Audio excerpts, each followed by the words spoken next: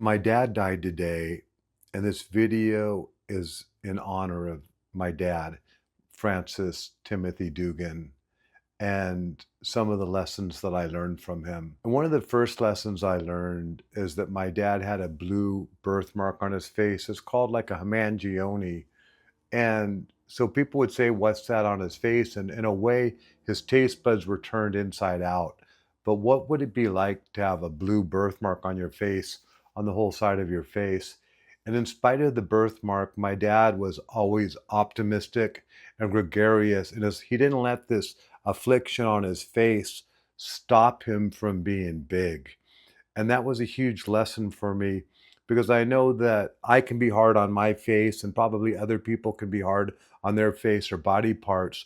But for him to outwardly project love and kindness to people, in spite of what he had going on physically, was a huge life lesson. He also taught me the intensity of work discipline.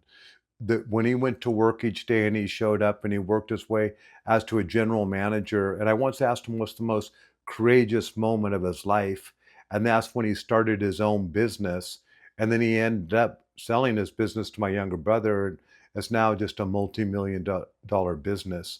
And he showed me that courage and that discipline and that willingness to take a risk. Now, I was a challenging young man with a lot of issues. I played sports, but I got involved in marijuana young and definitely was super rebellious, literally barely graduated from high school, and pretty much wanted to throw down with my dad. So I was definitely challenging with my father, and when him and my mother did get the divorce when I was approximately 18, I was glad he was gone. Like, see you. His heart was broken. He didn't want the divorce. So he's putting himself back together and reinventing himself. So I got to witness this reinvention. And he saw a motivational speaker named Norman Vincent Peale, who had written a famous book called The Power of Positive Thinking. And he pretty much implored, which has begged me, to go and see Norman Vincent Peale. So I went and saw him at 18. And then he was very surprised when I said, "Can we see him again the next day?" So I went with my dad twice to see Norman Vincent Peale. Then back then they had these seminars called EST and Insight, which EST basically became Landmark, which some of you are probably familiar with, kind of like Tony Robbins back then, where they'd lock you in the room and teach you these life lessons. He turned me on to the Johnson O'Connor Research Foundation, which tests to human beings natural innate aptitudes. So I knew what I was good at and I knew what maybe I needed to get somebody to do for me or delegate out. So my father at that age introduced me to these seminars and they took. So he didn't give up on me. So I learned not to give up on your kid because it's the saying, when the student's ready, the teacher will appear. Or as I say, when the frequency is ready, the frequency will appear. Well, I wasn't ready for those lessons as a teenager, but as I got older, those lessons took. And then I made a couple key decisions as a young man. And one key decision that I made was to be a nonstop learner, a nonstop worker outer, and a nonstop emotional master, mastering my emotions, which came indirectly through my dad from these experiences. And me and my dad forged this incredibly beautiful relationship over the next 40 years. When I was rebellious from, say, 14 to 20-ish, maybe, for the next 40 plus years, we were friends. We would go for these walks and he'd go all over the world and he would meet these different people. And he always had this friendliness about him, this kindness about him, this upbeat attitude about him that wasn't, I don't think, pretensive. I think it was literally, he was loved life and he loved experience.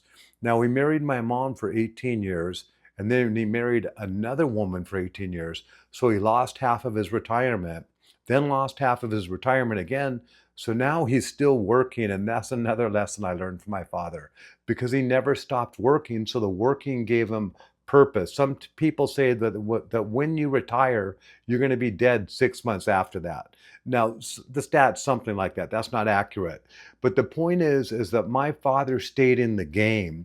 And when you stay in the game, you have purpose and enthusiasm, and that keeps you alive. It gives you a reason to live. It gives you purpose. Now, my father would also go to third world countries because of this hemangione on his face, and I apologize for maybe missaying it. He was down in Mexico and he worked for like Habitat for Humanity, building homes for people. And he'd always go and give to people throughout the world and give of himself. So he had this like global perspective, which is another thing I learned from him. But he saw these kids with cleft palates, and these dentists from the US would help these kids from Mexico with the cleft palates. And when my father saw the transformation on this young kid's face, or the transformation of the parents looking at their kid, it gave my dad a purpose. And that my dad told me, his friends from Mexico said my dad would go into the most dangerous cities. This gringo, my dad was a taller man than me, and he had a white beard to hide his affliction. They called him Santa Claus. And he'd go into the most dangerous cities in Mexico to help these little kids out. I learned that from my dad. And then he found kids with prosthetics that needed to have their limbs removed. Getting emotional here. These doctors from the US would help these kids get prosthetics put on. My dad was doing that up till this year. He's taking me down, showing me these doctors, showing these prosthetics that they're putting on these kids that have birth defects that need legs put on them.